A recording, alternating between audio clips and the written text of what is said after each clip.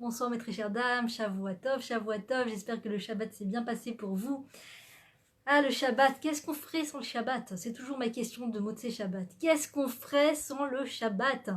Qui nous aide à se déconnecter définitivement et entièrement de tous ces médias, de toute cette électronique, de toute cette technologie qui parfois nous sert et souvent nous dessert. Et donc, waouh, quel cadeau le Shabbat! Quel cadeau! Mais quel cadeau! On se reconnecte à soi-même, on se reconnecte à ses enfants, on se reconnecte à sa maison, on se reconnecte à son mari, on se reconnecte à la spiritualité, à l'étude, on lit des livres qui sont dignes de ce jour-là. Et c'est un moment de grande bénédiction, de grande bracha que nous avons reçu. C'est le moment de lâcher prise, c'est le moment, vous savez, on ne doit pas faire des ménages très poussés le Shabbat, on doit ranger que nettoyer que ce qui nous sert à notre confort sur le moment.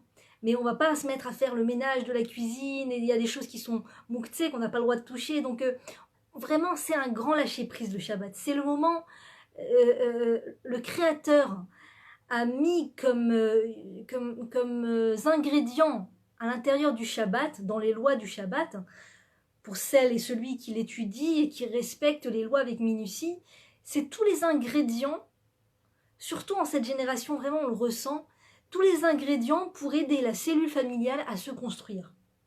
Alors, je ne dis pas que c'est une évidence, je ne dis pas que c'est facile, le Shabbat a ses défis, bien entendu. Le Shabbat a ses défis de construction.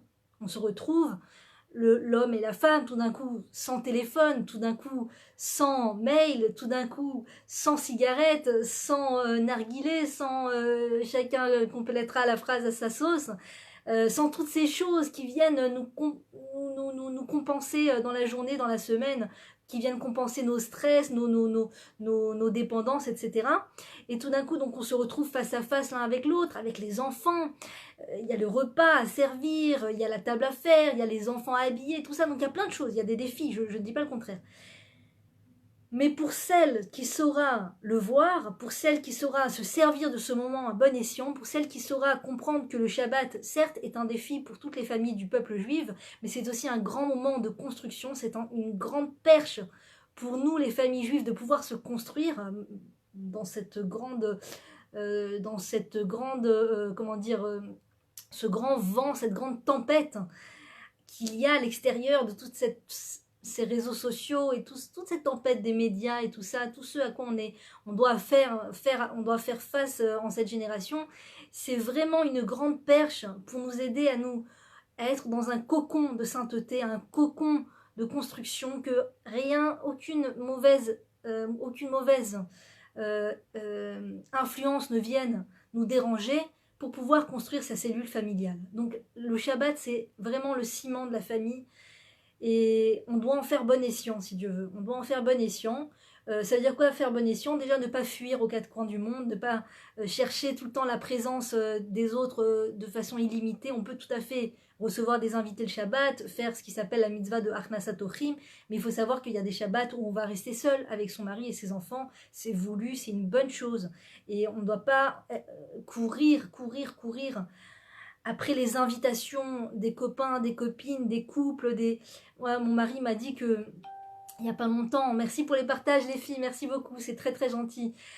Ça fait avancer les choses, ça fait avancer les vidéos, je vous encourage à partager, merci pour votre fidélité, merci pour votre partage, merci pour tous vos messages, tous vos commentaires, tous les messages en privé que je reçois et qui me donnent la chair de poule à chaque fois et qui me donnent tellement de force pour continuer. Merci à vous les filles. On n'est pas obligé de courir après les invitations. On n'est pas obligé. Mon mari m'a dit dernièrement qu'un ami à lui a annoncé que après plusieurs années où il est avec sa copine, enfin ils ont décidé de se marier et ça y est, ils ont trouvé une date. D'abord ils avaient décidé de se marier, après ils ont repoussé la date et tout ça. Bon, maintenant il y a une date et il dit à mon mari donc voilà, on a décidé de choisir tel endroit pour aller vivre au moins les premières années et tout. Et mon mari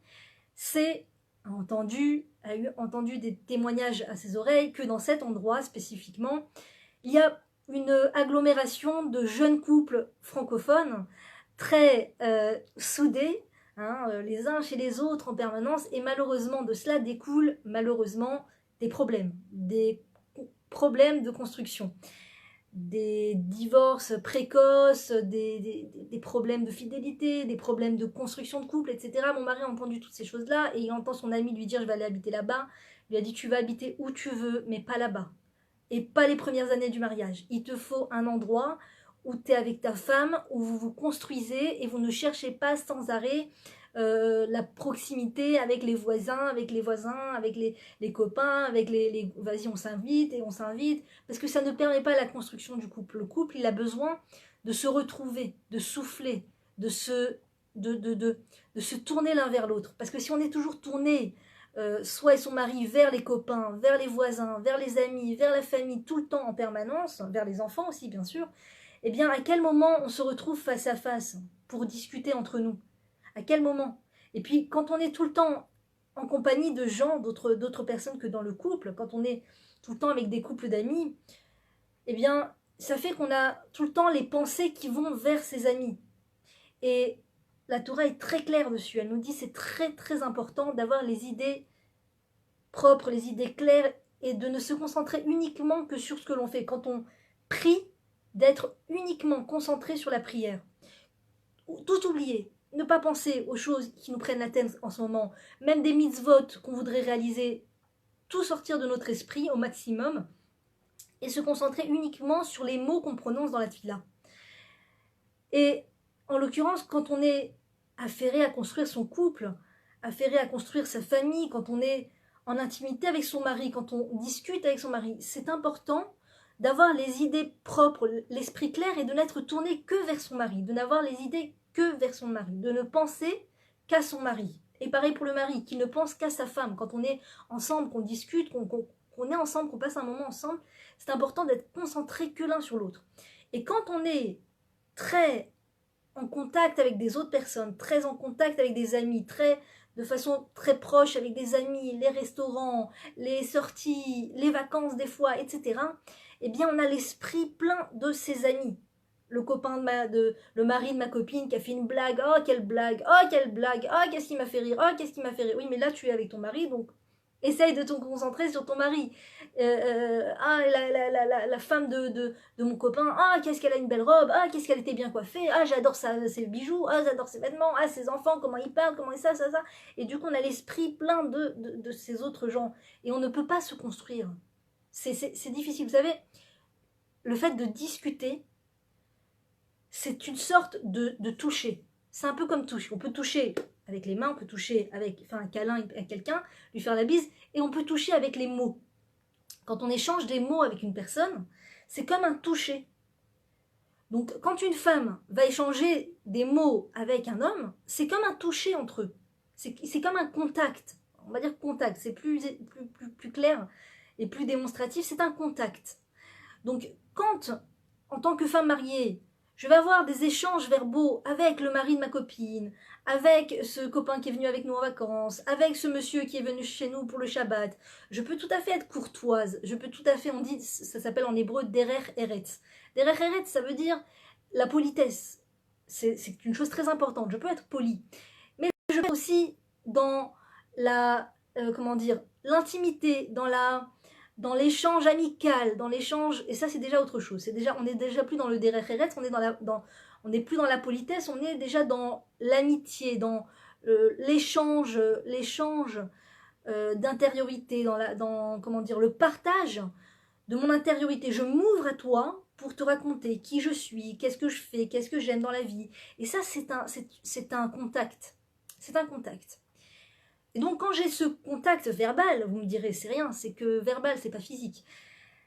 Quand j'ai ce contact verbal avec un autre homme que mon mari, ça éparpille mes idées, ça éparpille mon esprit, ça m'éparpille dans ma vie, et je ne sais plus vraiment où je suis, où j'en suis, qui je suis, à qui je suis mariée. Ça me tourne la tête, ça tourne l'esprit, on n'est plus vraiment concentré sur l'essentiel, on est tout d'un coup dans le plaisir, on est en train de prendre du plaisir à ce qu'un autre homme découvre les choses qu'on pense, notre façon de penser, notre façon de vivre, notre façon de... Ça peut commencer avec des choses très, vraiment anodines au départ.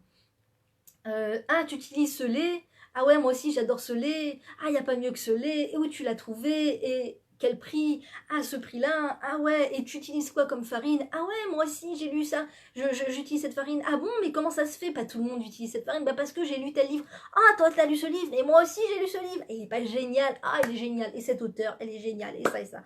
Et c'est un échange avec l'autre qui est un échange extrêmement florissant pour créer une intimité, pour créer un lien. Et donc, c'est une bracha, c'est une bénédiction que Hachem nous a donnée dans ce monde, de pouvoir échanger, de pouvoir ouvrir, de pouvoir se parler. Mais ça a été donné pour pouvoir construire avec le mari. Et je vous assure que ça n'est pas anodin. Une discussion avec un autre homme que son mari, ce n'est pas anodin. Que son mari ait des discussions avec d'autres femmes, que son mari, qu'on a l'habitude de voir notre mari discuter avec mes copines, avec les voisines, avec c'est comme ça, c'est très chez nous, on est très méditerranéen, on est très le sang chaud, très ouvert, très communicant, très on va pas se renfermer sur nous, on n'est pas dans notre cocon, on n'est pas en autarcie, il y a des gens, il faut bien vivre avec. Personne nous a demandé de les faire rentrer dans notre bête amygdale, dans notre sein des saints. La maison, c'est le sanctuaire. La maison, c'est le saint des saints. Aujourd'hui, on n'a pas le Beth Amikdash. Par quoi? Où réside la présence divine? Où Dieu peut résider? Parce que le sanctuaire, le temple, c'est la maison de Dieu. D'accord? Aujourd'hui, le temple a été détruit, il n'a toujours pas été reconstruit, et on prie tous les jours pour qu'il soit reconstruit. Où Dieu vit, où Dieu peut trouver une assise, où Dieu peut trouver un peu de répit, de repos, si je puis dire, puisque aujourd'hui il n'a plus sa maison. Eh bien, ce sont dans les maisons juives, dans les familles juives, entre l'homme et la femme juive qui sont mariés, qui sont passés par le rabbinat, qui sont passés par la rabbanoute pour se marier, avec 2 témoins, avec un rave, avec une ketouba, comme il faut. Et donc ils sont mariés d'après la loi de Moshe et d'Israël. Je dis ça parce qu'aujourd'hui il y a plein d'alternatives, il faut faire très attention à ces alternatives qui sont interdites, complètement interdites. Donc, j'ai été mariée d'après la loi de Moshe d'Israël et donc, le simple fait que je suis unie à mon mari va permettre à la présence de Dieu de résider. Donc, notre maison, c'est le sanctuaire. C'est un petit sanctuaire, mais c'est énorme. Ça représente quelque chose d'énorme aux yeux du Créateur, aux yeux de l'univers entier. C'est quelque chose d'extrêmement saint. Ma maison, même si ça ne se voit pas, même si ce n'est pas écrit sur ma porte, ma maison est très sainte. Est très sainte.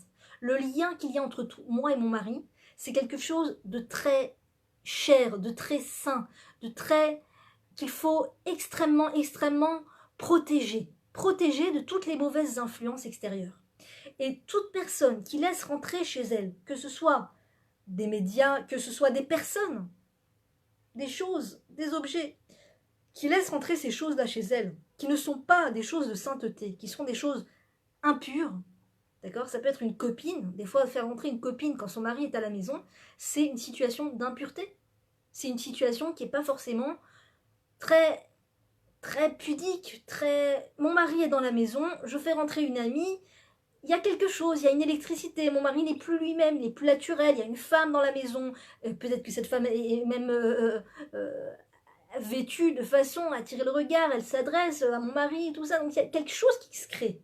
Qui m'a demandé de faire entrer cette amie sous mon toit lorsque mon mari est là? Personne ne m'a demandé de le faire, d'accord? Si je le fais, ça n'est pas de la philanthropie, c'est juste parce que je n'ai pas eu la force et le courage de dire et de comprendre que ma maison est un sanctuaire. C'est tout. C'est juste ça. Ma maison est un sanctuaire. Et tout ce que je fais rentrer dans ma maison, c'est moi qui suis maître de ce que je fais rentrer dans ma maison. C'est moi qui suis maître de ce que je laisse rentrer dans ma maison.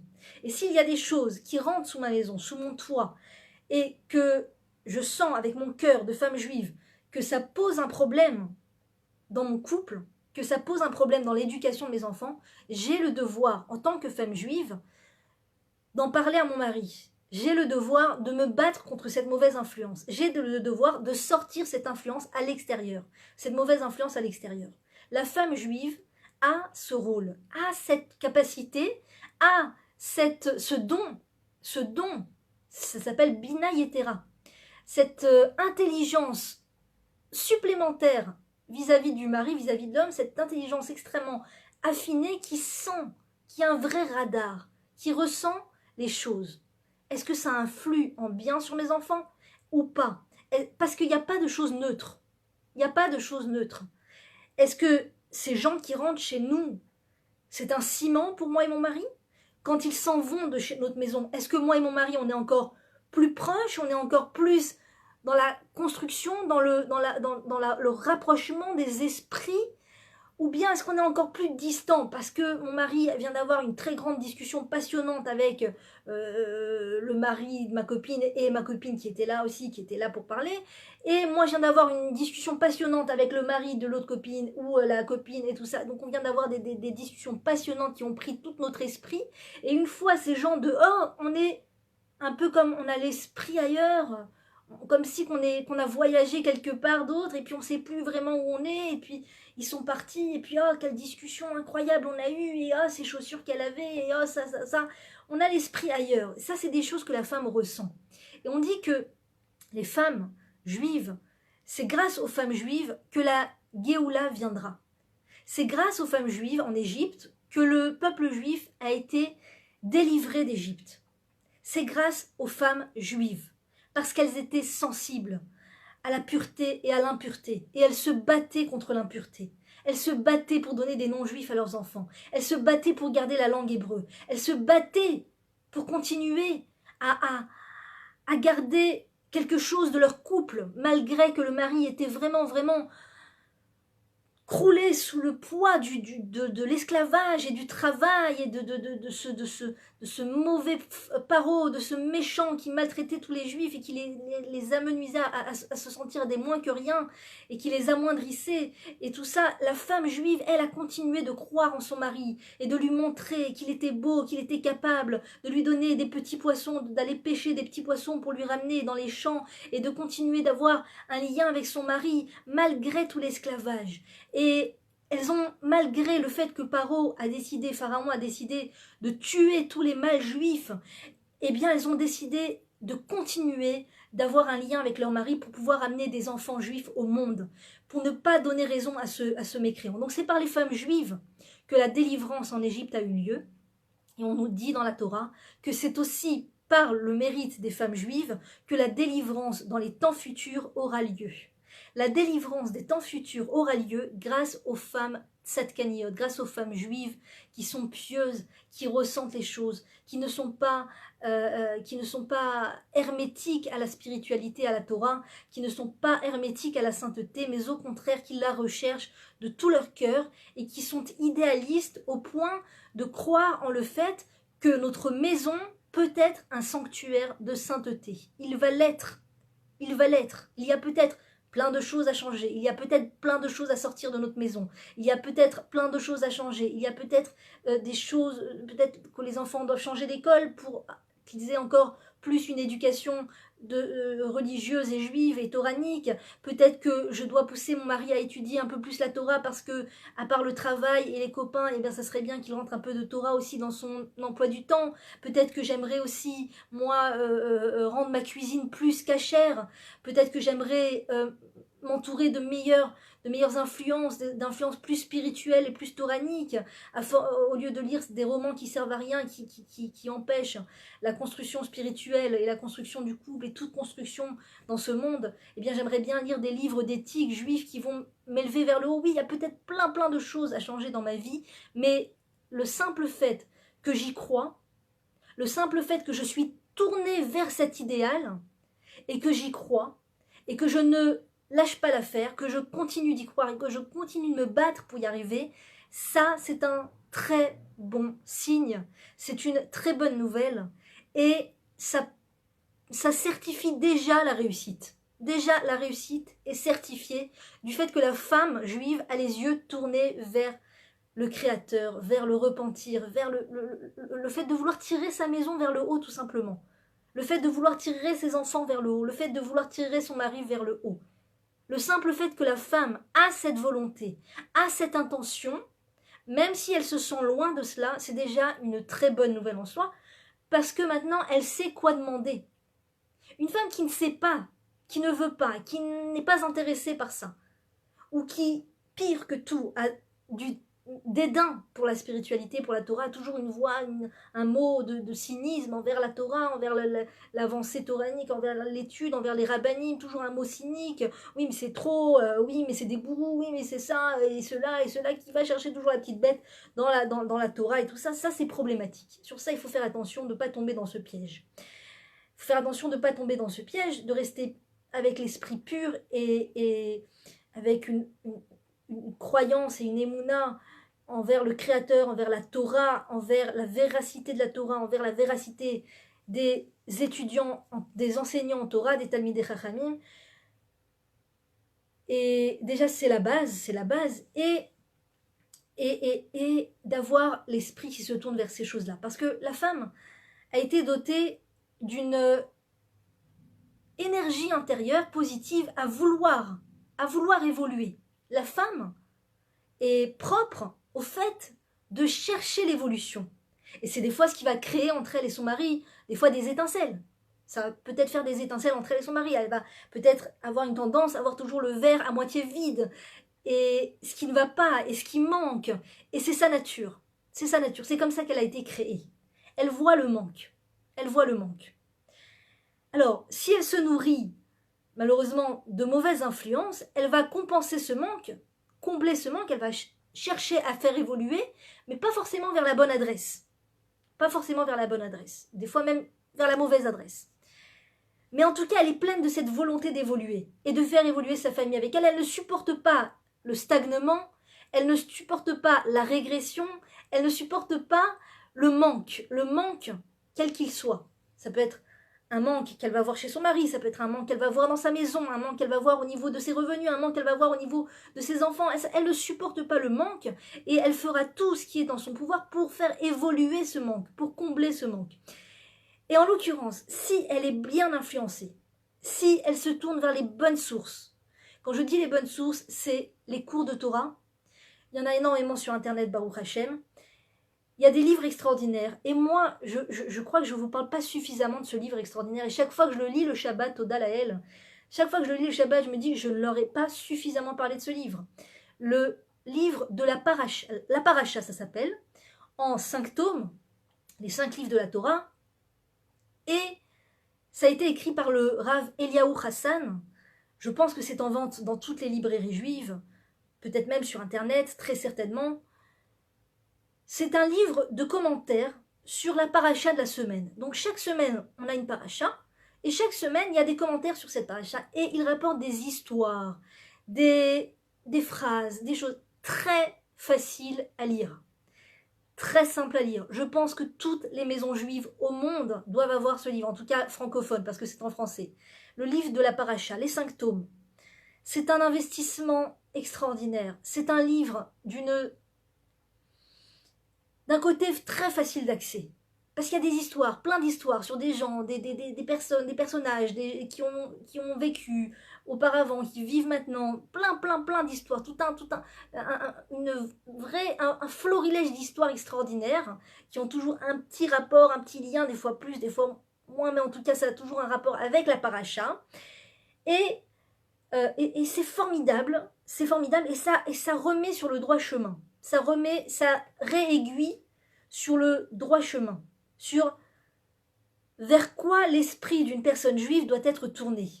Et ça nous fait un ménage dans la tête, un ménage extraordinaire.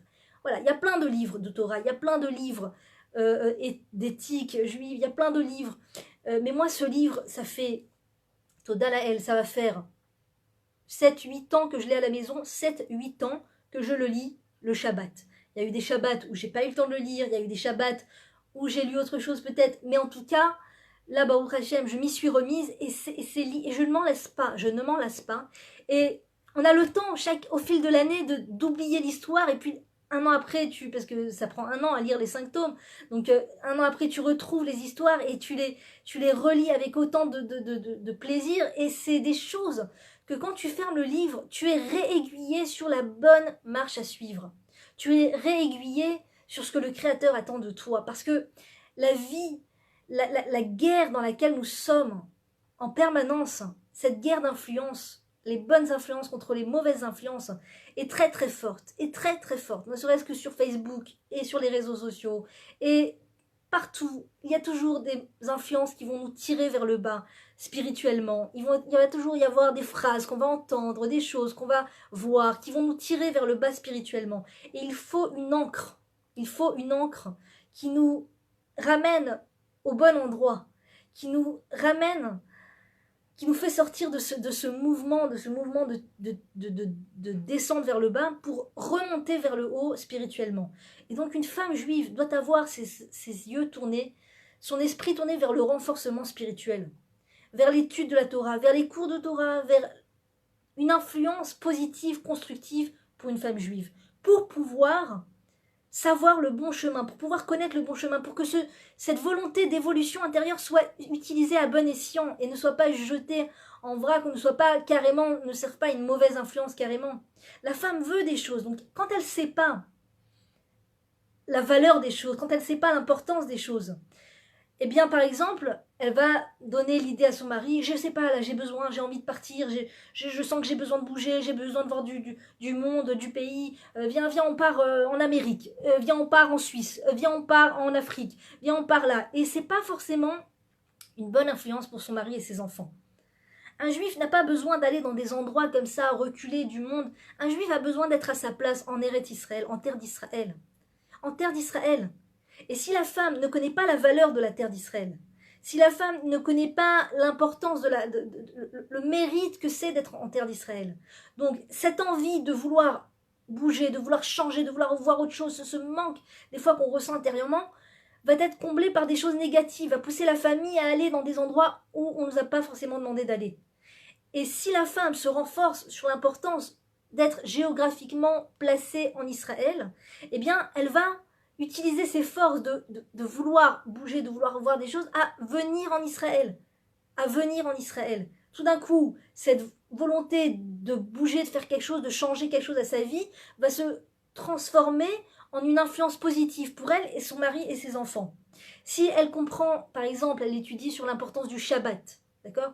Sur l'importance du Shabbat, eh bien, elle comprend que le Shabbat, c'est un moment de sainteté, qui est là pour nous aider à grandir spirituellement, qui est là pour nous aider à renforcer le ciment entre elle et son mari et ses enfants. Donc, si elle voit un manque par rapport à ça, elle va diriger sa famille vers le fait de combler ce manque. J'aimerais bien que, voilà, à table, on puisse raconter une histoire en rapport avec la paracha. J'aimerais bien qu'on puisse raconter une histoire qui a un rapport avec la Torah. J'aimerais bien qu'on puisse le Shabbat, voilà, faire le kiddush. J'aimerais bien qu'on puisse allumer les bougies. J'aimerais bien qu'on puisse ne pas allumer la télé. J'aimerais bien, chacun avec son niveau, mais elle va pousser et faire évoluer la famille dans le bon sens. Dans le bon sens.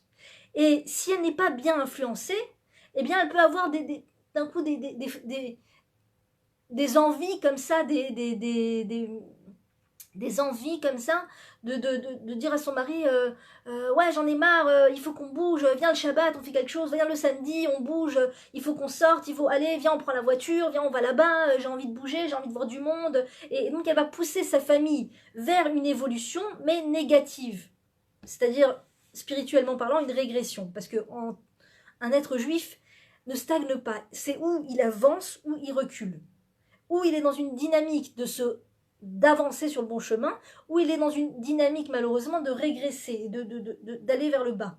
Donc une femme qui a conscience du Shabbat, elle va amener les valeurs du Shabbat dans sa maison.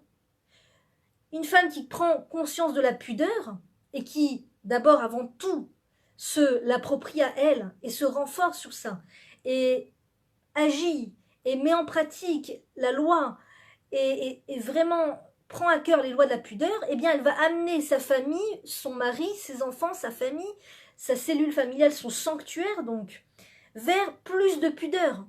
Qui dit plus de pudeur, c'est pas juste la femme qui a un lien avec la pudeur, il doit y avoir de la pudeur à tous les niveaux. C'est habiller ses filles avec pudeur, c'est que ses enfants, que ses garçons soient dans une maison où il n'y a pas des livres ou des journaux ou des magazines impudiques qui rentrent sous le toit, parce que les enfants captent tout, les enfants prennent les choses très à cœur, ils se construisent de tout ce qu'on leur met sous nos toits. Les enfants, dans notre maison, c'est la serre spirituelle des enfants. Les enfants vont grandir, et du mari et de la femme. Les enfants vont grandir de tout ce qu'on fait rentrer sous le toit. Donc si on laisse rentrer des magazines impudiques, si on donne la légitimité à des magazines impudiques d'être sous notre toit, ou des photos impudiques, ou des aimants sur le frigidaire avec plein de femmes impudiques, eh bien on est en train de construire nos enfants à l'impudeur, de pousser nos enfants au manque de pudeur. C'est pas plus compliqué que ça, il n'y a rien de parvé, il n'y a rien de neutre. Tout va être là pour tirer la maison vers le bas ou la faire monter vers le haut. Et une femme qui a conscience de pudeur, donc va faire attention à ça. Et il y a aussi la pudeur du mari. Si les habitudes qu'on avait, c'était que la voisine, elle vienne à la maison et qu'elle parle avec mon mari sans problème, et vas-y, je te sers un verre de vin. Un homme n'a pas à servir un verre de vin à une femme qui n'est pas la sienne. Une femme n'a pas à se faire servir un verre de vin par un homme qui n'est pas le sien. Il n'y a pas, parce que ça crée une proximité. Donc, je ne sais pas au niveau de la loi comment ça se passe, mais en tout cas, vous savez, ces ambiances viens, on boit de l'alcool, et vas-y, il y a les voisins, il y a les voisines, il y a hommes, femmes, on est tous ensemble dans le salon, et on boit tous de l'alcool ensemble, et il commence à y avoir de l'effervescence dans l'air, et de la légèreté, et mon mari qui parle avec une femme, et moi qui parle avec un homme, et mon mari qui fait la bise aux femmes, et moi qui fais la bise aux hommes. Tout ça, c'est un manque de pudeur. La Torah interdit les liens physiques entre une femme et un homme qui ne sont pas mariés. Donc pas de bise entre une femme et un homme qui ne sont pas mariés. Pas de discussion légère avec un homme et une femme qui ne sont pas mariés. Donc si la femme prend conscience de la pudeur, si la femme lit des livres sur la pudeur, comme Os Ve'adar Levusha, qui a été traduit en français par le Rav Eliaou Hassan d'ailleurs, qui aussi a édité le livre La Paracha, et qui a édité plein de livres qui sont extraordinaires. Des livres pour les enfants aussi, en français, qui a traduit énormément de livres de l'hébreu en français, du Rav Zamir Cohen, plein de livres extraordinaires. Donc si la femme est portée sur l'évolution de sa pudeur, sur l'apprentissage de l'importance de la pudeur, elle va communiquer ce message dans sa maison, à son mari, à ses enfants, et la maison va, d'accord, on a l'impression qu'une maison c'est immobile, mais il n'y a rien de plus mobile qu'une maison. Une maison, c'est où ça avance, où ça recule. Donc la maison va en avançant vers la pudeur. La maison se dirige vers la pudeur. Et je ne dis pas que c'est simple, je ne dis pas que c'est facile. Une femme qui prend conscience de la pudeur, qui prend conscience qu'on n'a pas le droit de faire la bise, et qu'elle décide d'arrêter de faire la bise, et son mari continue de faire la bise, c'est pas simple. C'est pas simple, je ne dis pas le contraire. Mais ce manque de confort, cet inconfort, cette situation difficile qui paraît même des fois, on a l'impression qu'il n'y a pas d'espoir, qu'il n'y a que moi qui comprends, et lui il ne comprend pas. Il ne faut pas avoir peur. La femme, avec son exemplarité, apporte énormément dans la famille, dans la maison. Ça va prendre du temps à se mettre en place. Ça va prendre des semaines, des mois, des années des fois, pour communiquer mon importance de la pudeur à mon mari, à mes enfants. Ça peut prendre beaucoup de temps. Mais ça va arriver. Tout finit par arriver. La seule question, c'est de quoi je me nourris spirituellement, de quoi je nourris mon être, de quoi je nourris mon esprit. Parce que ce que je lis, c'est ce que je deviens. Donc, où je vais lire des livres de pudeur, et donc je vais aller vers la pudeur, et je vais amener ma maison et mon mari et mes enfants vers la pudeur, c'est un chemin qui peut prendre du temps mais qui va arriver, ou alors, que Dieu préserve, je nourris mon esprit de magazines de femmes impudiques au possible, je nourris mon esprit de livres avec des situations gargantuesques de femmes et d'hommes qui ne sont pas mariés, des choses, toutes sortes d'effervescence romantique, romanesque, extrêmement impudique et interdit et mal vu aux yeux de la Torah, qui sont très néfastes pour la femme. Et si je me nourris de ces choses-là, malheureusement, eh bien, c'est inévitable.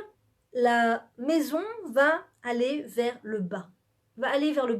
Puisque tout à coup, pour la femme, rien n'est plus grave. Une relation entre un homme et une femme qui ne sont pas mariés, c'est comme ça, c'est l'air du temps, faut tolérer, c'est compréhensible, et puis on peut la comprendre, elle n'avait pas de facilité avec son mari, et son mari était difficile, donc elle a été voir ailleurs, c'est compréhensible, c'est tout à fait envisageable, faut pas être trop fermé, c'est normal, c'est comme ça, et puis les vêtements, je vois des vêtements impudiques, je porte des vêtements impudiques, je peux pas, à force de voir des magazines avec des femmes qui sont vêtues de façon presque inexistantes, d'accord? C'est des vêtements qui ne sont pas vraiment des vêtements. Et bien petit à petit, ça, j'ingère les informations et petit à petit, je mets en pratique les informations. Je deviens ces informations que j'ai ingérées. Il n'y a pas de secret. Il n'y a pas d'autres possibilités envisageables. De la même manière, on dit kol haolam ou machal. Tout le monde, c'est une exemplarité. Tout ce qu'il y a dans cette vie, dans ce monde, ça vient nous enseigner des choses. Donc, quand je me nourris d'un aliment que je mets dans ma bouche, que je fais rentrer dans ma bouche, que je mastique avec mes dents, que j'avale dans mon œsophage, d'accord? Cet aliment, il est à l'intérieur de moi. Je ne peux pas envisager un autre scénario. On est d'accord? On est d'accord. Si je prends maintenant quelque chose, un aliment, je le mange, il est en moi. Il fait partie de moi. Quand je lis un livre, quand je vois des photos, quand j'écoute quelque chose, comme je vois un film, il fait partie de moi, en bien comme en mal. En bien comme en mal. Et l'influence néfaste, les mauvaises actions, la mauvaise façon de penser est inévitable quand j'ingère des informations qui sont néfastes, qui sont mauvaises, qui sont non juives, qui sont extrêmement mauvaises pour moi, extrêmement mauvaises pour le couple. Tous ces Paris Match, tous ces People Magazine, tout ça, c'est une... Comment vous dire ? Comment je pourrais trouver un mot suffisamment à la hauteur pour décrire ce poison qu'on ingère quand on lit des magazines People et des journaux comme ça, des journaux à scandale et les journaux... Comment vous dire ? C'est le pire poison qui puisse exister. Il vaut mieux souhaiter à une personne qu'elle s'empoisonne avec un aliment, que Dieu préserve l'eau, allez, nouvelle loi, ni pour vous, ni pour moi. Mais il vaut mieux souhaiter à une personne qu'elle meure d'un empoisonnement alimentaire plutôt qu'elle se tue, qu'elle se suicide spirituellement en ingérant ce poison de l'esprit, qui sont les magazines People, qui sont les romans non juifs, qui sont les films non juifs, des fois réalisés par des scénaristes, les pauvres, que Dieu les pardonne, qui sont juifs, mais qui n'ont plus du tout un état d'esprit juif, qui baignent dans une société non juive, et donc qui produisent des films non juifs et des livres non juifs, enfin, avec un état d'esprit très, très non juif.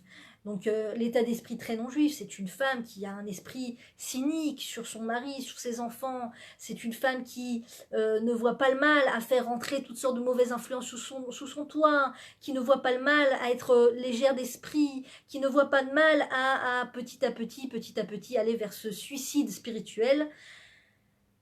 Donc, quand on lit ce genre de choses, on devient ce genre de choses, malheureusement. Et il n'y a rien de pire. C'est la pire chose qu'une personne peut se faire. C'est-à-dire, on est tout le temps en train de parler et de prendre à cœur les choses que les gens nous ont dit, les mots pas sympas que les gens nous ont dit. J'ai pas aimé comment elle m'a parlé, j'ai pas aimé comment elle a réagi, j'ai pas aimé comment elle a fait ça. Mais des fois, soi-même, on est son pire ennemi, je vous assure. Des fois, on est son propre... C'est pas des fois, c'est que soi-même, on est avant tout notre pire ennemi des fois, quand on ingère des mauvaises influences, quand on va lire ces magazines, quand on va faire rentrer sous nos toits ce genre de mauvaise presse et ce genre de mauvaise lecture, il vaut mieux être illettré, je vous assure, des fois il vaut mieux être illettré que de lire ces choses qui nous éloignent, un suicide spirituel tout simplement, et la maison suit malheureusement vers ce suicide spirituel, va vers cette cacophonie de la vie, vers ce grand n'importe quoi de la vie, où tout est tolérable, tout est toléré, sauf la vérité. Bien sûr, la vérité, on l'a en horreur, parce que ça nous vient nous remettre les idées en place, et ça vient nous remettre en question. Donc, surtout, ne me parle pas de loi. Oh, surtout, ne me parle pas d'éthique. Oh, tu m'ennuies avec tes histoires-là de Torah, et de gourous, et de rabbins, et de trucs. Et du coup, comme dit la Torah, tout celui qui est clément envers les gens cruels finira par devenir cruel envers les gens cléments. Quand tu veux, au nom de la tolérance, au nom de la démocratie, au nom de l'ouverture d'esprit, accepter toutes ces choses qui vont contre l'esprit de la Torah, complètement contre l'esprit de la Torah, au final, les choses qui sont bonnes, tu vas les rejeter. On va les rejeter. On va rejeter toutes les choses qui sont là pour nous construire et nous aider à devenir des gens meilleurs et à élever notre maison qui est la Torah, qui est l'enseignement de la Torah. Et ça a un prix malheureusement. La destruction familiale, la destruction de la cellule familiale, la distorsion de la famille, la distorsion des enfants, le lien, le relationnel entre l'homme et la femme qui est complètement saboté par tous ces parasites. Et du coup, eh bien, on en souffre, on est les premières à en souffrir.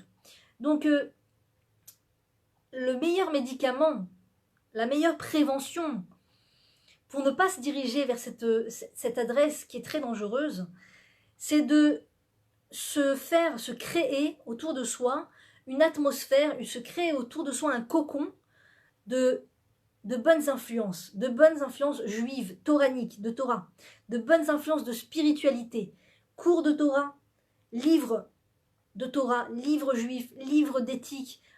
Encore une fois, pas tous les livres écrits par des juifs sont bons à lire, c'est des livres dans les librairies juives qui nous renforcent sur la vision de la Torah, qui nous renforcent sur l'étude de la Torah, sur la compréhension. Et à ce moment-là, on est capable d'être cette femme, cette caniote, ces femmes pieuses qui font avancer la délivrance de notre famille et du monde entier.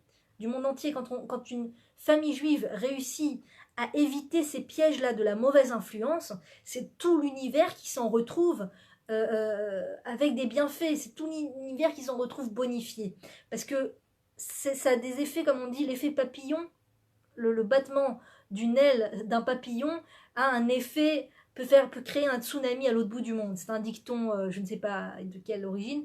Eh bien, c'est très vrai pour la construction de la cellule familiale. On pourrait avoir le sentiment que c'est très... Un jour, quelqu'un m'a dit, tu sais, il n'y a pas que la famille, hein, il faut s'ouvrir à autre chose. Il faut s'ouvrir à autre chose. Mais on ne se rend pas compte qu'en vérité, la famille, c'est le microcosme de l'univers. Si la famille juive est saine, le microcosme est sain. Le macro est sain. L'univers entier est sain. L'univers entier bénéficie de la bonne influence d'un couple et d'une famille qui se construisent sur les bonnes rails, qui sont sur les bonnes rails, qui sont suffisamment courageux pour rejeter toutes les mauvaises influences et n'ingérer que des bonnes influences au maximum possible. Et donc, plus la femme comprend la raison pour laquelle elle est dans ce monde, comprend son rôle dans ce monde, plus elle le comprend et plus elle peut réaliser son rôle. Plus elle peut rentrer dans ce rôle que Dieu attend d'elle qu'elle joue. Plus on va être au courant de notre rôle à jouer, au niveau de la pudeur, au niveau de l'éducation de la Torah qu'il faut donner à ses enfants, au niveau de l'importance et de la valeur de l'étude de la Torah. Parce que si je n'ai pas conscience de l'importance de la valeur de la Torah, et je n'ai pas conscience de la gravité d'un homme qui n'étudie pas du tout la Torah, eh bien je ne vais jamais spécialement chercher à pousser mon mari à étudier la Torah.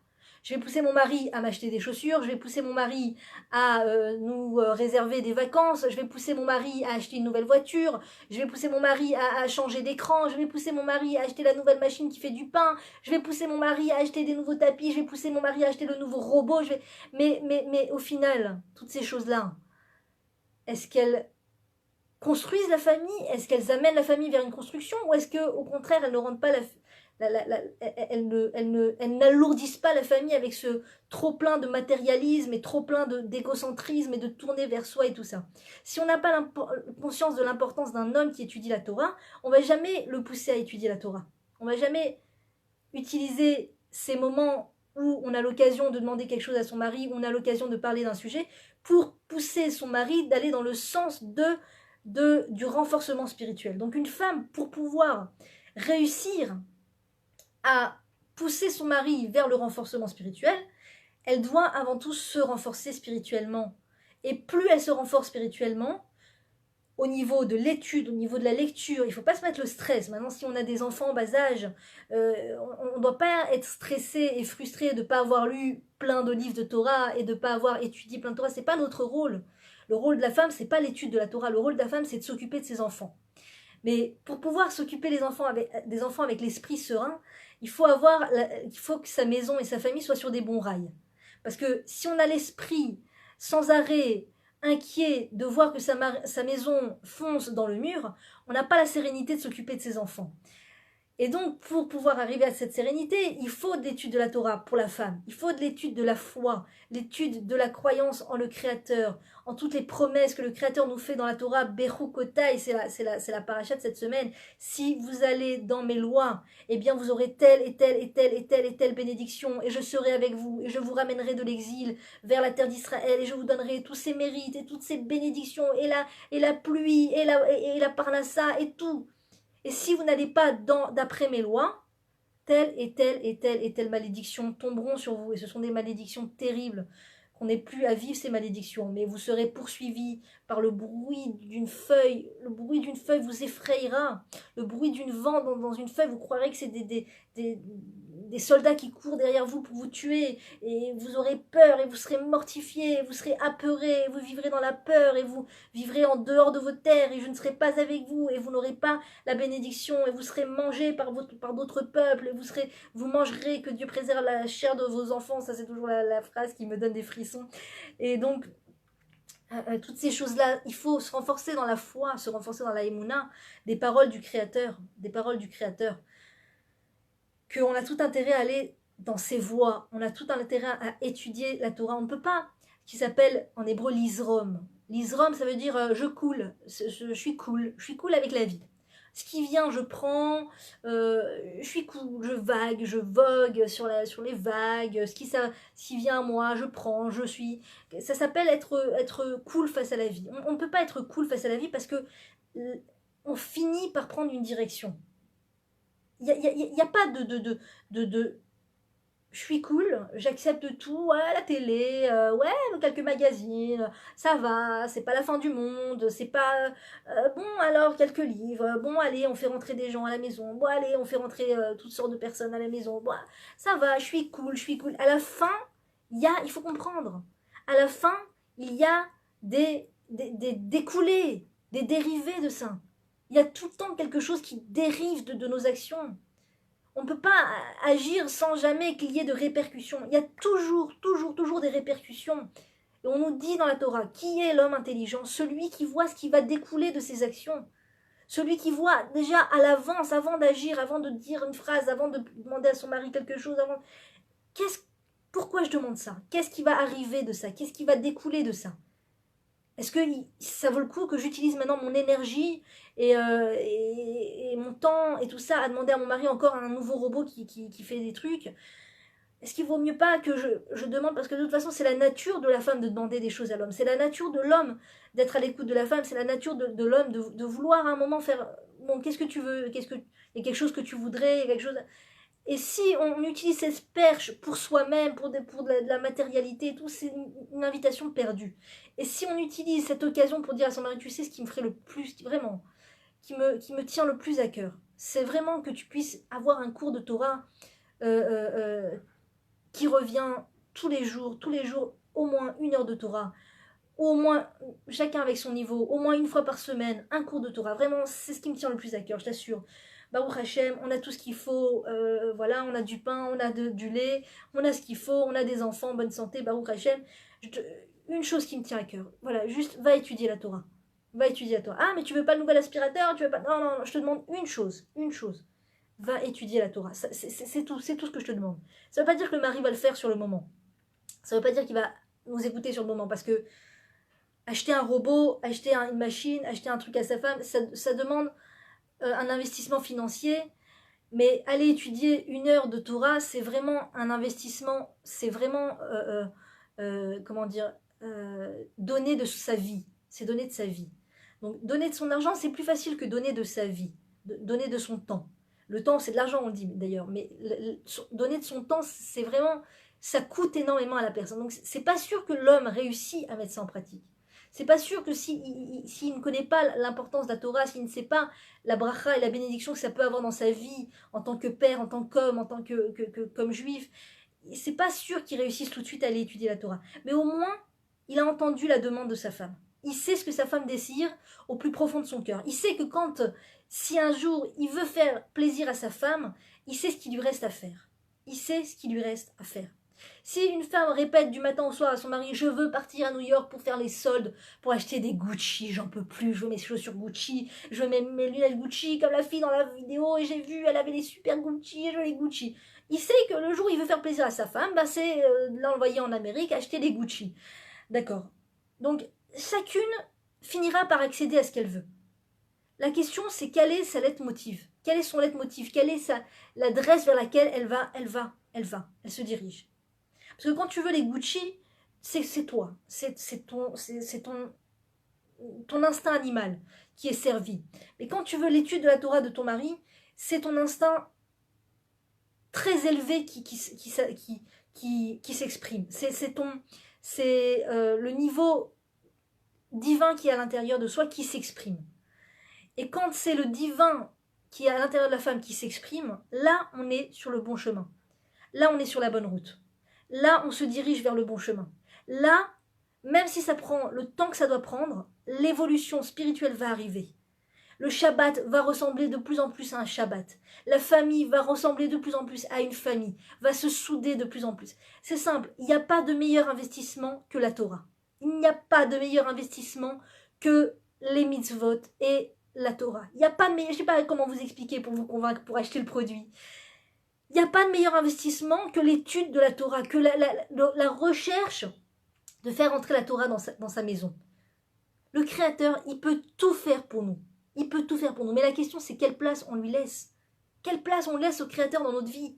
Si on laisse une place rikiki au Créateur, j'allume des bougies quand je passe sur le tombeau de tel saint, et voilà, une place rikiki, voilà, mais pas la cache-route, non, pas le Shabbat, non, pas la maison, pas les films, non, pas la télé, ça c'est à moi, c'est moi, c'est moi, c'est moi. Donc quand on laisse une place rikiki au Créateur dans notre vie, il n'a pas vraiment la place pour agir, d'accord? Il peut pas, bon, c'est imagé, mais il ne peut pas faire rentrer dans notre vie toute la bénédiction qui n'attend qu'une chose, c'est de faire rentrer dans notre vie. Le Créateur n'attend qu'une chose toute la journée, c'est de faire rentrer dans la bénédiction dans les foyers, dans les familles juives, foyers juifs. Et quand on fait une toute petite place à Dieu, eh bien la répercussion, la retombée de bénédiction dans la maison est en accord avec cette place qu'on lui fait. Mais quand on laisse Baruch Hashem, Bezrat Hashem, une grande place au Créateur, une grande place, d'accord? Que quand tu rentres dans la maison, tu dis « Ah, c'est une famille juive ». Tu vois un peu les livres dans la bibliothèque, c'est des livres de bonnes influences juives, des livres qui donnent des bons fruits, qui ne donnent pas des orties, pas des romans avec des titres qui n'ont ni queue ni tête, des romans qui n'en servent à rien. C'est des bons livres de Torah, c'est des bons livres d'influence. D'accord? Il n'y a pas ce qui trône au milieu du salon, c'est pas un écran. C'est pas un écran qui trône au milieu du salon. Ce qui trône au milieu du salon, c'est voilà, une bibliothèque de livres de bonne influence. C'est des livres, des sidourim, des livres de tfilote, les dessins des enfants, c'est les photos, enfin je sais pas, chacun mettra ce qu'il veut dans son salon, mais en tout cas surtout pas l'écran. Quand tu rentres dans cette maison et que tu vois ces bonnes choses, tu dis la maison est saine, elle est en train de se diriger vers une bonne adresse. Même si on se sent très loin, même si on se sent, mais c'est la femme qui décide de ces choses-là, je vous assure. Au final, c'est la femme. C'est la femme qui décide de ça. Et tout est dans la conscience de la femme. Est-ce que la femme a conscience de ce vers quoi on doit se diriger? Est-ce qu'elle sait les bons choix, elle connaît les bons choix à faire? Ou est-ce que tout lui est égal, c'est pas important, l'école, bon, l'école à côté, je voulais une école artistique, c'était le plus important pour moi que mes enfants deviennent des artistes, le plus important pour moi c'est que mes enfants parlent plein de langues, le plus important pour moi c'est que mes enfants aient un bon bac, le plus important pour moi c'est d'avoir mes Gucci, le plus important, tant que ce sont des rêves et des volontés qui ne vont pas vers le chemin du Créateur, eh bien voilà, là il y a réel vraiment, c'est vraiment une occasion de s'inquiéter. Mais quand la femme, voilà, fait parler l'esprit divin qui est en elle, fait parler la volonté divine qui est en elle, c'est-à-dire que sa famille évolue vers un meilleur, comment dire, plus de spiritualité, plus de Torah, eh bien ça va venir, ça va arriver. Des prières, parler avec le mari, parler avec le Créateur, chercher à nettoyer sa maison des mauvaises influences, se connecter tant qu'on peut à des bonnes influences, et là, ça va fonctionner, Bezrat Hashem, ça va marcher. Voilà, mes très chères dames, si vous avez des questions, n'hésitez pas à me poser des questions. Merci merci d'être là, merci de regarder et d'écouter, merci pour votre fidélité. Moi, on m'a demandé dernièrement, à plusieurs reprises d'ailleurs, est-ce que tu peux nous raconter un petit peu ta vie avec ton mari, comment vous avez évolué, comment tu as réussi à faire évoluer ton mari, parce que donc j'ai été la première, on va dire, chronologiquement, on va dire en tout cas, à avancer spirituellement, à me renforcer spirituellement, à faire tchouva, comme ça s'appelle, à me repentir. J'avais une vie, avant d'avoir mon premier enfant, j'avais une vie très basée sur tout ce que je viens de vous décrire au niveau de ce qui se fait en mauvaise influence, c'est-à-dire les magazines People dans la maison, l'écran dans la maison, pas seulement un petit écran, mais le home cinéma qui trône au milieu du salon, bien sûr, tout ce que je pouvais faire pour aller dans le sens de ce que les médias m'encourageaient à faire, c'était là dans ma maison, donc la penderie qui n'attend qu'une chose, c'est d'être photographiée par un photographe de Vogue, hein, les Gucci, les Pucci, les Mucci, les Flucci, les Pucci, les Mucci, etc. Donc il y avait tout, hein, la totale. J'étais à cette période-là dans la mode, je travaillais dans la mode, je faisais énormément d'allers-retours entre Israël et Paris pour amener de la mode en Israël, et je travaillais beaucoup sur Tel Aviv avec des clients, principalement hommes, à leur vendre des vêtements de mode, des accessoires de mode et tout. Et ma société allait en grandissant et en florissant. Euh, et voilà, j'étais une grande fan de mode, j'étais une grande fan de People, magazine People, de Star, de Wow, de toutes ces comment dire, cette poudre de rien du tout, cette poudre de néant que le mauvais penchant a créé dans ce monde. J'en étais remplie. Et je lisais bien sûr tous les romans de la FNAC qui se présentaient, tous les derniers romans, toujours dans mon prochain voyage, j'écrivais toujours ma liste de nouveaux romans à la FNAC qu'il fallait absolument que j'achète. Quoi d'autre? Le cinéma à Valvolo, bien sûr. La musique non juive à Valvolo, donc ça aussi c'est un thème en soi, j'aimerais bien en parler un jour, la musique non juive, comme c'est mauvais, les paroles des musiques non juives, que ce soit en anglais, en français ou n'importe quelle langue, sont de tellement mauvaise influence. Je crois que c'est le plus fort, je crois que c'est le plus haut niveau de mauvaise influence, c'est la musique non juive. Parce que les paroles t'encouragent à faire exactement le contraire de ce que la Torah veut que tu fasses. Casse-toi de chez toi, et une vie rock'n'roll, va en boîte, sois la plus belle, déhanche-toi, attire tous les mecs, tous les clips MTV, tous les clips de mauvaise influence. Donc les boîtes de nuit, bien sûr, faisaient partie de l'éventail de la vie, de la non-vie dans laquelle je ne vivais pas d'ailleurs. Quoi d'autre les personnes en permanence dans la maison. La maison était un vrai moulin à vent, d'accord. Ça rentre, ça sort, les personnes, les gens, les amis, les trucs, les repas. On se fait barbecue, on se fait truc. J'ai acheté de la viande, on fait truc, machin. J'ai acheté du bon vin, venez tous. Je vais vous faire découvrir mon vin, je vais vous faire découvrir mon cellier, je vais vous faire découvrir mes super capacités culinaires. Enfin, toutes ces choses-là qui ne permettent pas du tout au couple à un moment de se retrouver et de se construire. Les voyages incessants, les amis incessants, etc., la carrière incessante. Et le créateur qui m'aime tellement et qui aime ses enfants d'ailleurs et qui m'a été tellement bon avec moi, après 4 années de mariage, m'a envoyé un premier enfant, Baruch Hashem. Et donc j'étais enceinte et je passais mes journées à travailler dans la mode, à voyager et puis avoir des séries bien sûr, avoir beaucoup de séries. Et quand j'ai accouché de mon premier enfant, Baruch Hashem, je continuais à avoir des séries. Je continuais à voir toutes ces séries là sur un site de séries et le nombre de séries allait en diminuant. À chaque fois j'étais stressée de finir une série et j'étais stressée de merci pour vos partages, merci beaucoup Salomé. J'étais donc vraiment accro à ces séries. Quand la série allait vers sa fin, j'avais l'impression que j'allais quitter ma famille, que j'allais quitter mes meilleurs amis, les personnages de la série bien sûr. Donc j'avais une grande avidité de séries. Et j'étais là avec mon petit bébé qui venait de naître. Donc déjà, j'ai pas suffisamment décrit la chose, mais ça a été quand même une très grosse révolution dans ma vie d'avoir un enfant. Très grosse révolution. Tout d'un coup, euh, chaque fois, je me rappelle, je voyais beaucoup de films et beaucoup de films d'horreur au cinéma et tout. Chaque fois, ma mère me disait, mais ma chérie, t'en as pas marre de voir ces films d'horreur?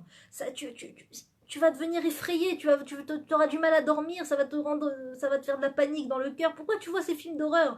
Et je disais, maman, t'inquiète pas, je suis insensible. Je peux voir toutes les pires horreurs du monde, tous les pires films du monde. T'inquiète pas, ça me fait jamais rien, maman. Je change jamais, je suis toujours la même, je suis toujours unbreakable. Rien ne peut m'atteindre, t'inquiète pas, maman.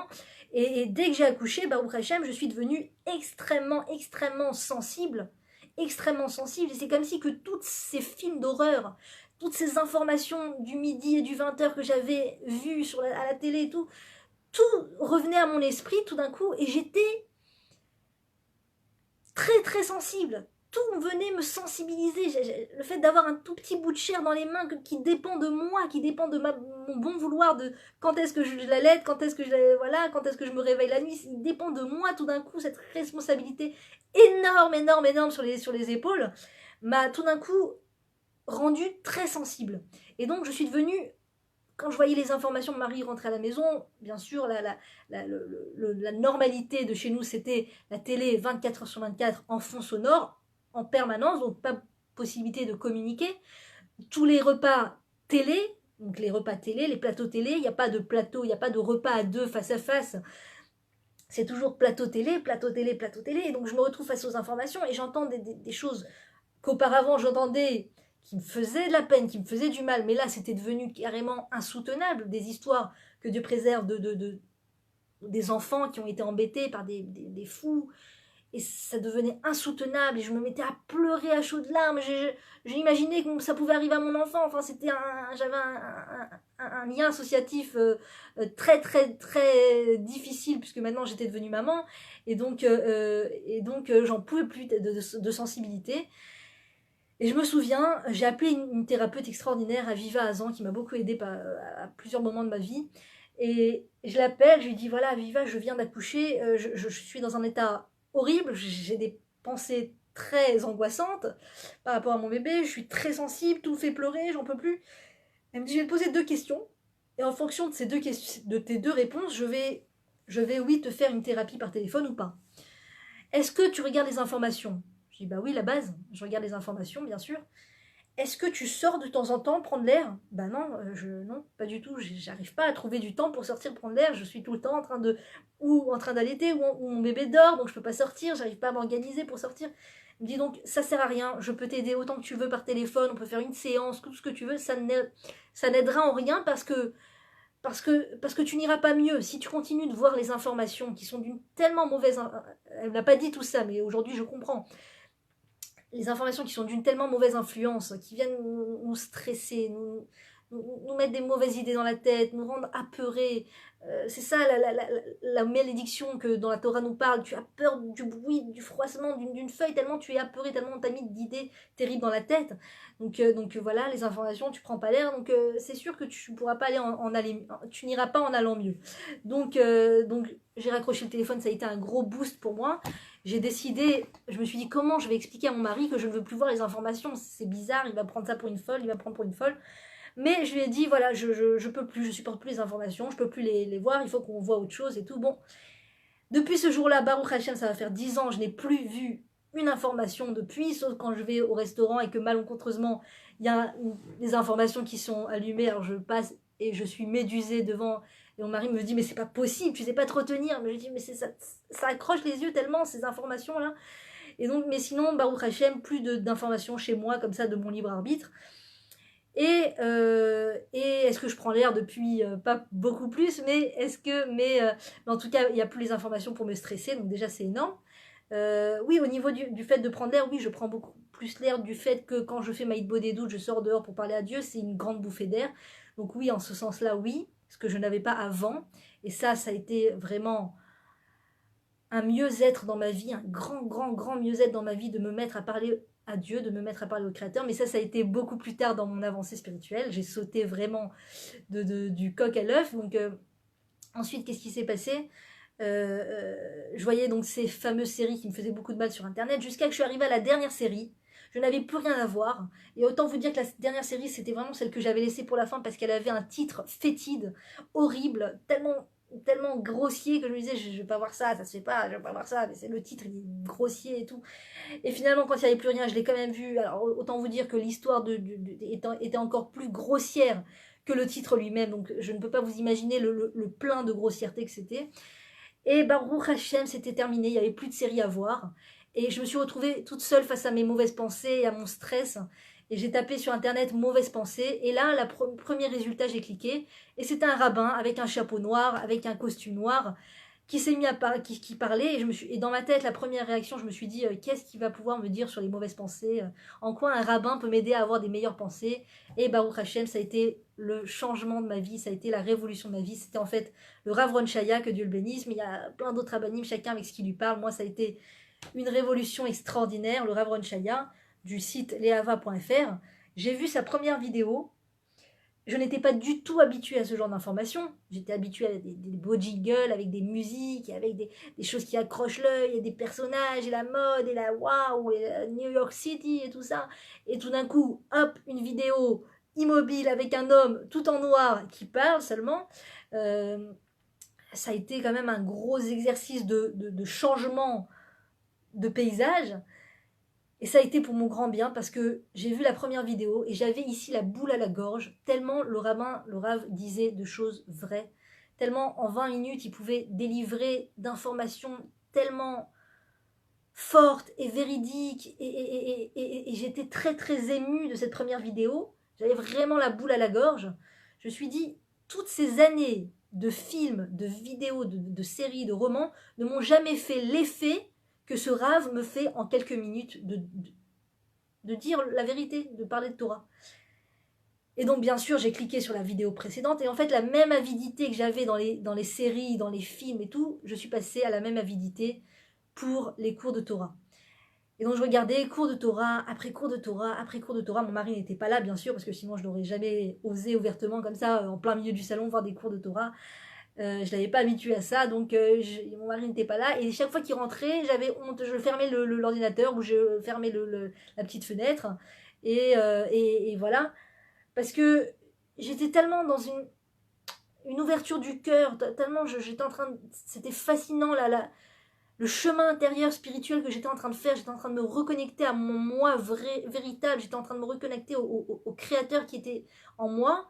C'était tellement intime comme situation que je ne pouvais pas supporter qu'autrui, que ce soit mon mari ou quelqu'un d'autre, puisse être spectateur de ça. C'était quelque chose de très très fort intérieurement.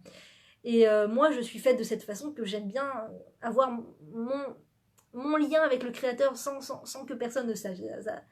Et donc, je n'osais pas vraiment lui dire voilà, que je voyais des cours de Torah. Mais il faut comprendre que semaine après semaine après semaine, c'était ma seule occupation en allaitant mon bébé devant cette vidéo est réservée uniquement pour les femmes, je ne sais pas si je l'ai dit. Donc j'allaitais mon bébé devant ses cours de Torah. Après 3 semaines de cours de Torah, autant te dire que tu as envie d'évoluer, tu as envie de faire quelque chose. Tu dis, bon, ok, je suis d'accord avec tout ce que le rabbin dit, avec tout ce que le rabbin dit, donc maintenant il faut que j'agisse. Je ne peux pas juste écouter parce que, ça, bien sûr, quand tu vois un cours de Torah, c'est magnifique, mais ça t'oblige à agir, ça t'oblige à changer.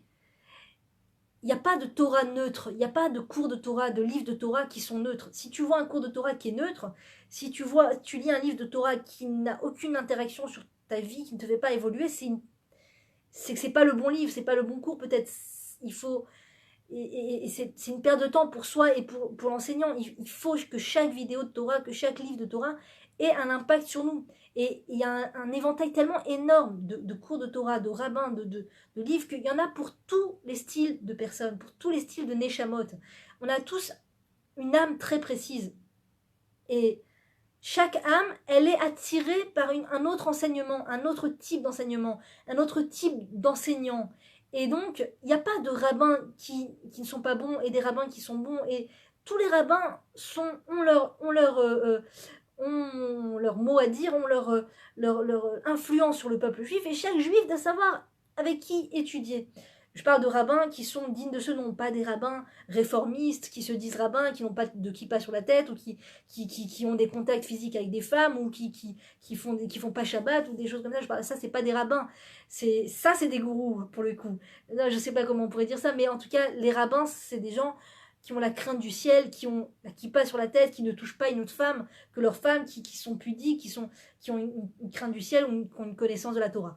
Donc voilà, moi c'était le cas, Baruch Hashem, Dieu il m'a fait un miracle extraordinaire, c'était tombé sur ce rave. Et en l'occurrence, ça m'a fait beaucoup étudier. Et du jour, enfin, après 3 semaines de cours, je me suis dit, il faut que je mette en pratique quelque chose, il faut que je mette en pratique. Et ça a été, ma grande révélation, ça a été sur la pudeur, sur le fait de pas... Le rave disait qu'il y a toujours quelque chose qui passe entre un homme et une femme. Toujours un courant électrique. Toujours. Il n'y a pas l'homme, c'est un pôle positif et la femme, c'est le pôle négatif, ou le contraire. Il y a toujours de l'électricité qui va passer entre les deux. Donc, tu peux pas dire ça va, c'est mon cousin, ça va, c'est mon voisin, je le connais depuis que je suis petite, c'est mon meilleur ami. Il y a toujours quelque chose qui passe entre les deux. Et une femme juive doit être fidèle à son mari. Un homme juif doit être fidèle à sa femme. Le Rav, il racontait lui-même, par rapport à lui-même, il dit, quand je pars en séminaire pour donner des séminaires à des femmes, je me mets en mode, je me mets un voile devant les yeux. Je regarde pas les femmes, je leur parle pas. Si elles veulent me poser des questions, je leur dis appelez ma femme ou alors écrivez sur le site internet. Mais il a dit je mets un filtre devant les yeux pour ne pas avoir de lien avec ces femmes. Et quand j'enseigne à des hommes, je suis totalement différent. Je vais beaucoup plus créer le lien avec ces hommes. Je vais aller vers eux, je vais leur répondre à leurs questions, etc. Et j'ai rencontré le Rav Chaya Behemet en cours. Et il est vraiment ce qu'il dit. Il est vraiment, c'est-à-dire ce qu'il enseigne, il l'est vraiment. Et quand tu apprends la pudeur comme ça donne envie d'être pudique, ça donne envie de faire attention, ça donne envie d'être fidèle, ça donne envie d'arrêter toute cette folie de la bise et je me laisse draguer, je me laisse rigoler, et je me laisse, c'est du flirt, ça va, c'est rien, on est mariés, mais ça va, j'ai le droit de me laisser... non, il y a toujours quelque chose qui passe et c'est pas bon. Et donc, forte de ce message, je me dis, il faudrait que je commence à annoncer à mon mari que j'ai envie d'arrêter de faire la bise aux hommes. Voilà, j'ai envie d'arrêter de faire la bise aux hommes. Donc j'ai commencé à lui expliquer ça. Et là, il m'a dit, mais qu'est-ce qui t'arrive? Mais t'es folle? Mais on t'a fait un bourrage de crâne? Mais c'est pas possible? Mais qu'est-ce que... Et dans ma tête, je me disais, on m'a pas fait un bourrage de crâne, on m'a fait un lavage de crâne. C'est différent et c'est très bénéfique. J'ai enfin le cerveau au clair. J'ai enfin la tête au clair. Et enfin, c'est la meilleure décision que je prends depuis que je suis née, de vouloir arrêter de faire la bise aux hommes. Et je lui explique, je lui dis, regarde, je suis ta femme. Tu veux que ta femme, elle fasse la bise à tous les autres hommes de la terre, qu'elle soit permise à tous les autres hommes de la terre, ou qu'elle soit réservée qu'à toi? Je lui dis, c'est tout à ton honneur que ta femme, elle veuille être réservée qu'à toi. C'est quand même tout à ton honneur. Il a fallu que je le convainque, que je le convainque, que je le convainque. Bah, sauf, finalement, il a parlé au téléphone avec mon beau-frère, notre beau-frère, et mon beau-frère a réussi à le convaincre que c'était pas si terrible que ça, que c'était rien, et que... Et ah oui, entre-temps, j'avais appelé un rave pour lui demander, je lui avais dit, voilà, il m'a dit, bon, bah appelle un rave et demande-lui, ou je sais plus comment ça s'est passé, et j'appelle le rave, je lui dis, voilà, bonjour rave, j'aimerais prendre quelque chose sur moi pour la refouach lema de ma tante, parce qu'elle est malade et tout. Oui, qu'est-ce que vous avez décidé de prendre sur vous? Je lui dis, j'aimerais arrêter de faire la bise aux hommes. Il me dit, mais bien entendu, c'est normal. C'est normal, il faut prendre, c'est une évidence, il faut prendre encore autre chose sur vous, madame. Encore autre chose, ça c'est une évidence, prenez encore autre chose. Et là, je raccroche, je me dis, bon, non seulement je dois arrêter de faire la bise aux hommes, et en plus, il faut que je prenne autre chose. Waouh, qu'est-ce que je vais faire, qu'est-ce que je vais prendre et tout. Et je me suis dit, bon, il faut que je me couvre la tête. Il n'y a rien à faire, il faut que je me couvre la tête. En me couvrant la tête, les gens vont mieux comprendre que je ne fais plus la bise, donc ça sera une évidence, et ça va aller dans le même sens et tout ça. Donc là, je me retrouve face à mon mari à devoir lui expliquer que non seulement je ne vais plus faire la bise aux hommes, mais je vais en plus me couvrir la tête. Donc ça a été 2 choses d'un coup. Je lui ai expliqué, ça a eu beaucoup de mal à passer, beaucoup de mal à passer. Aujourd'hui, il n'est plus du tout comme ça. Il me permet de raconter ça parce que lui-même a beaucoup évolué. Lui-même, aujourd'hui, il est arrivé à ce niveau dont j'espérais, je priais tous les jours, où lui-même me dit, avant que je sorte, si ce que je porte est pudique ou pas. Je lui demande c'est pudique ou c'est pas pudique, et il me dit c'est pudique, c'est pas pudique, et je suis tellement contente qu'on soit arrivé à ça. Mais ça a été un grand chemin, 10 ans à peu près, enfin aujourd'hui on est 10 ans après quoi, toute cette histoire, à peu près 10 ans. Donc à l'époque voilà, il a très mal réagi au fait que je voulais me couvrir la tête, très mal réagi. Au final, on a réussi à le convaincre à plusieurs et il a dit d'accord, mais tu mets juste un petit bandeau sur la tête, ne me fais pas Méhacharim, d'accord, ne me fais pas les orthodoxes, juste un petit bandeau sur la tête. Et là, je me suis sentie vraiment, j'ai senti que c'était une victoire énorme que mon mari accepte. Et ça a été la preuve pour moi que rien n'est impossible. Qu'on peut tout faire accepter à son mari, même si on a l'impression que c'est mal barré, même si on a l'impression qu'il est très résistant, même si on a l'impression qu'il se moque, qu'il dit ouais mais Chéri, les orthodoxes et tout, ça finit par disparaître, il finit par s'habituer, et non seulement par s'habituer, mais il finit par apprécier, par apprécier. Là je vais vraiment sauter un grand pas dans l'histoire.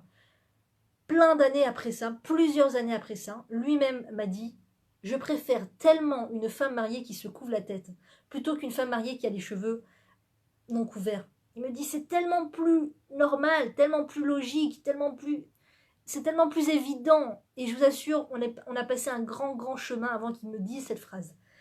J'ai eu le droit à des moqueries, j'ai eu le droit à des hey, c'est quoi cette horreur? Jette-moi ça. Il est arrivé que je porte des foulards que mon mari n'apprécie pas et qui me l'enlève pas devant les gens, mais qui me dit je t'en supplie, mais autre chose. Et donc c'était dur parce que j'avais passé des heures à trouver un nouveau foulard et je rentre à la maison super heureuse de mon achat et tout. Et donc ça a été un gros travail, ça a été un gros travail, un gros mouvement de travail spirituel, de discussion avec mon mari et tout ça. Ça va peut-être couper parce qu'il n'y a plus de batterie. Donc, donc voilà, ça a pris beaucoup de temps, beaucoup de prières, beaucoup de parler avec lui. Des fois, je me suis énervée contre lui, le pauvre. J'ai crié, je me suis énervée pour lui faire comprendre que c'est comme ça et qu'il fallait avancer, et qu'il fallait devenir meilleur et qu'on pouvait devenir meilleur et que Dieu attendait de nous qu'on ait plus de foi en lui et qu'on soit plus pudique et qu'on soit plus ça et qu'on arrête ça et tout ça.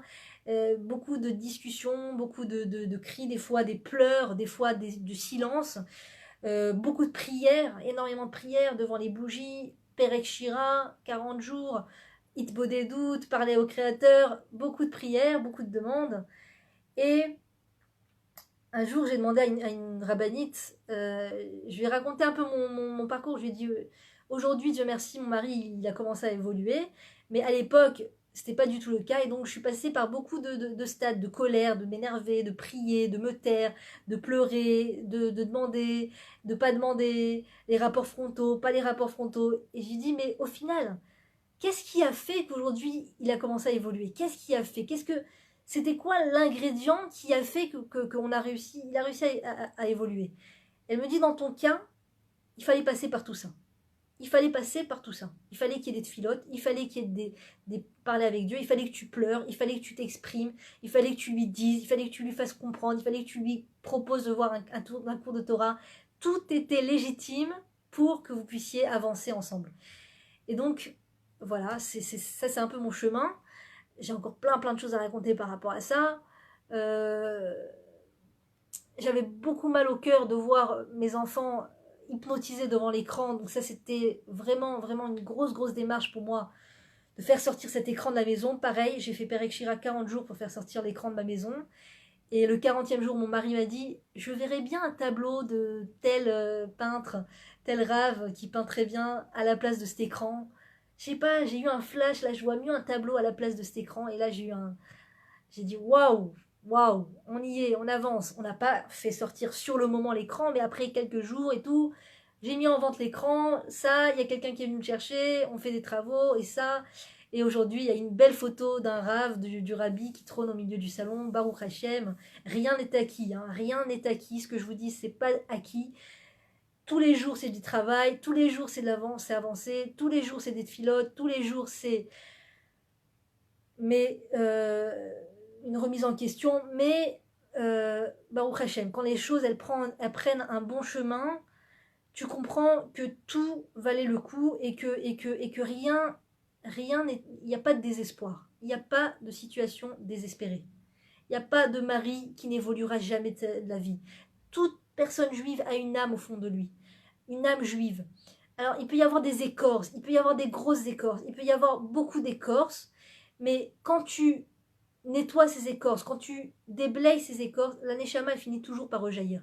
Donc des fois c'est grâce à des filotes de la femme, c'est grâce voilà, à des délivrances que Dieu envoie. Des fois, c'est que Dieu préserve qu'on n'est pas passé par ça. Des fois, c'est par des maladies, par des grosses épreuves que Dieu préserve qu'on n'est pas passé par ça. Eh bien, la personne, elle finit par faire rejaillir sa neshama. Un jour, quelqu'un m'a dit, je suis trop triste. Voilà, notre oncle, il est malade et tout ça. Il était très bien bon vivant et il avait un métier, il était reconnu et il était plein d'énergie et tout ça. Et puis aujourd'hui, il est complètement malade dans un hôpital et voilà, il passe sa vie dans un hôpital, il va finir dans un hôpital. Quelle horreur et tout. Et elle me raconte un petit peu les détails sur l'histoire que ouais, voilà.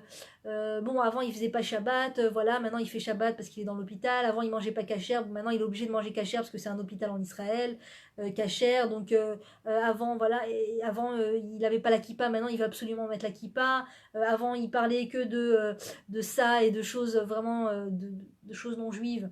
Et il voulait toujours être ailleurs et voyager ailleurs. Maintenant il est en Israël et voilà. Et donc il parle de tefillin, il parle d'alo mikvé, tout ça.